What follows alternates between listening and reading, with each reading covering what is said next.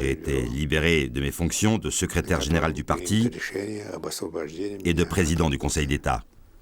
Je tenais à vous en avertir personnellement. Je lui demande, mais c'est une décision à l'unanimité ou bien les avis étaient partagés? Il me répond, c'est à l'unanimité. Vous voulez dire que vous aussi avez voté en ce sens? Oui, moi aussi.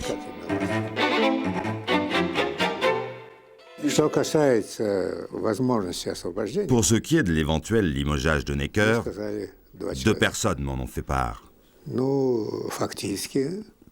C'était fin juillet 89. C'était Stoff et Krenz. Je leur ai demandé, êtes-vous assez fort pour résoudre le problème?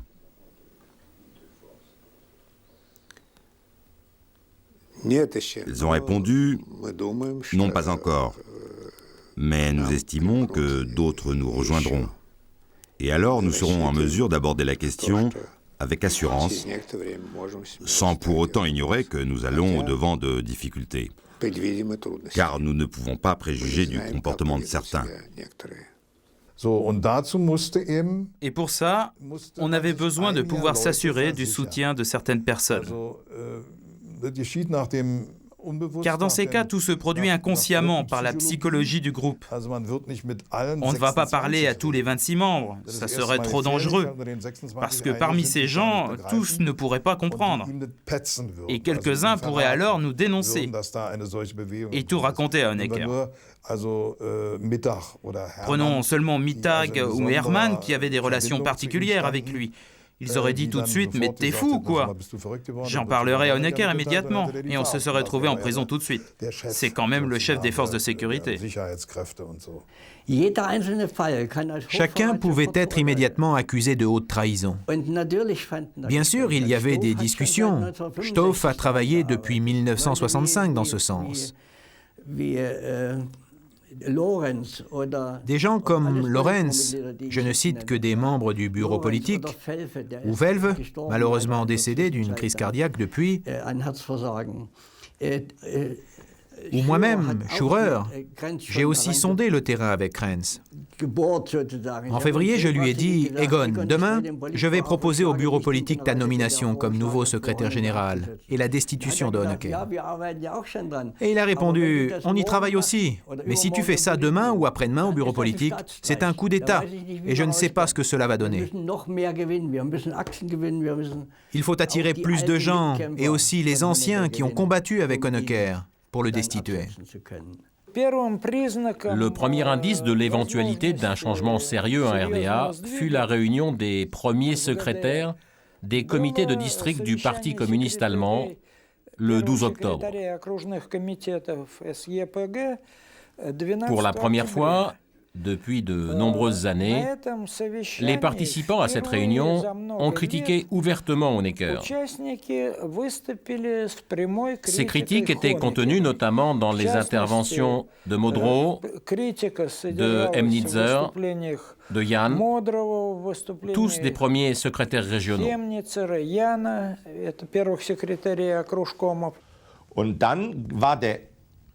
Et alors, ce fut le premier secrétaire qui a exigé ou demandé à Honecker de démissionner. C'était Günther Jahn. Ce n'était personne d'autre, c'était Günther Jahn de Potsdam. Günther Jahn s'est levé, il a fait la chose d'une manière très humaine.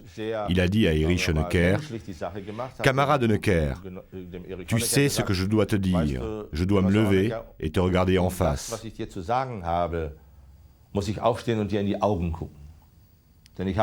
Car j'ai travaillé sous ta direction.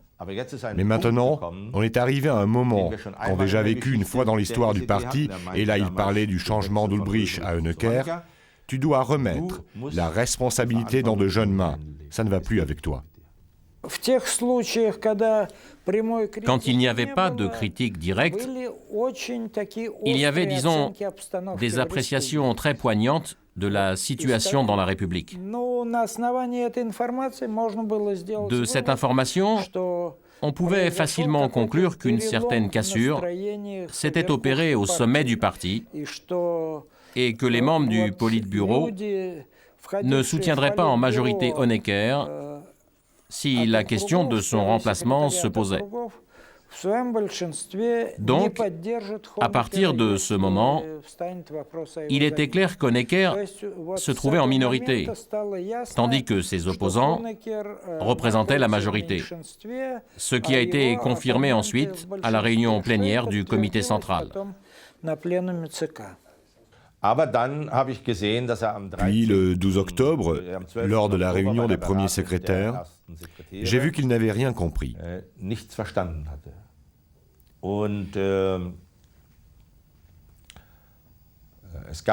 Il a encore mené un entretien personnel avec moi le samedi soir. Je crois que c'était vers le 15 octobre.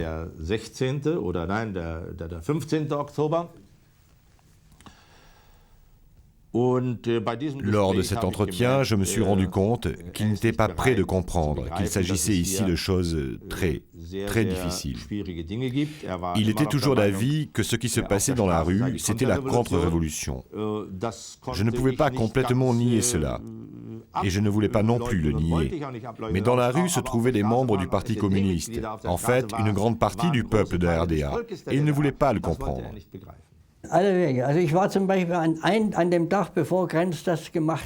La veille, j'étais au bureau de Krenz et j'étais présent quand il a appelé lui-même Axen, Kurtag, etc., jusqu'à ce qu'il y ait du monde derrière lui.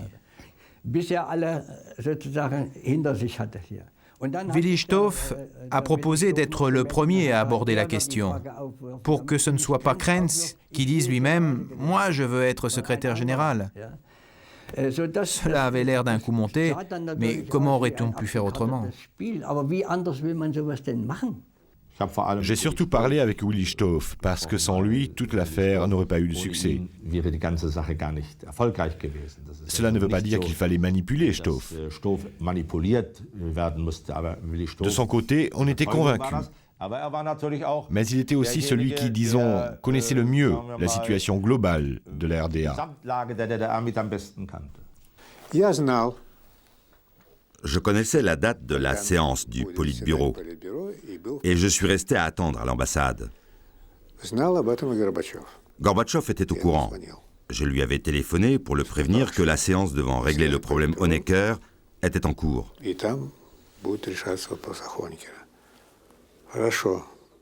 D'accord, m'a dit Gorbatchev. J'attends ton appel. Puis Honecker est arrivé avec quelques minutes de retard. Il avait téléphoné avec un premier secrétaire de district qui voulait fixer un rendez-vous avec lui. Alors il a fait son entrée convaincu qu'il pouvait encore continuer à gouverner demain et après-demain, parce qu'il avait pris ce rendez-vous avec un secrétaire de district. Puis, il a lu l'ordre du jour. Nous l'avions déposé devant nous par écrit. Et il a dit, « Est-ce qu'il y a encore quelques changements ?» C'est alors que Willi Stoph a fait signe. Je l'avais convenu avec lui, et c'était aussi sa volonté. Willi Stoph a dit oui. Et il proposait de mettre sur l'ordre du jour la suspension d'Erich Honecker et l'élection d'Egon Krenz comme secrétaire général. D'abord, j'ai pensé, comment va réagir Erich Honecker? Et il a réagi comme je ne pouvais pas m'y attendre, et comme personne n'aurait pu s'y attendre. Bon d'accord, mettons ça sur l'ordre du jour. Alors, comment s'est terminée cette séance? Les participants ont demandé la suspension d'Honecker? Ou alors c'est lui-même qui l'a demandé? Honecker a fait voter et tous ont levé la main. Quand il a vu que tout le monde avait levé la main, il a aussi levé sa main. J'étais là, J'essayais de m'occuper en m'attelant à des travaux de routine. Mais intérieurement, je m'inquiétais pour l'issue des événements.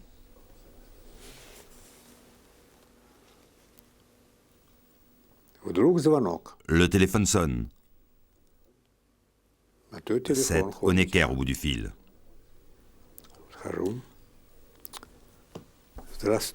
Bonjour, camarade Kochmasov. Je voulais vous dire que la séance du Politburo vient de s'achever. J'ai été libéré de mes fonctions de secrétaire général du parti et de président du Conseil d'État. Je tenais à vous en avertir personnellement. Je lui demande, mais c'est une décision à l'unanimité ou bien les avis étaient partagés? Il me répond, c'est à l'unanimité. Vous voulez dire que vous aussi avez voté en ce sens? Oui, moi aussi.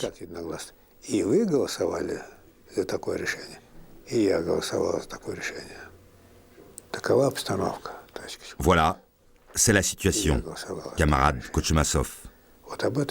Moi aussi, j'ai voté pour cela. Je tenais à vous en informer et à vous dire adieu et à vous souhaiter bonne chance.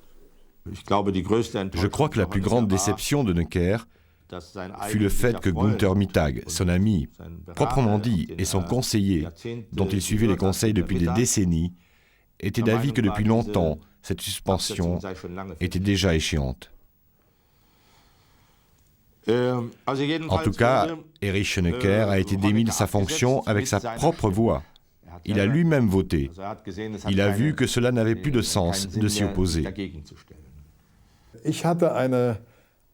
J'avais préparé une brève déclaration de démission que l'on devait lui transmettre et qui disait uniquement qu'il n'était plus capable de prendre la direction pour raison de santé, que la situation et les tâches exigeaient que quelqu'un de plus jeune prenne les choses en main. Rien de plus.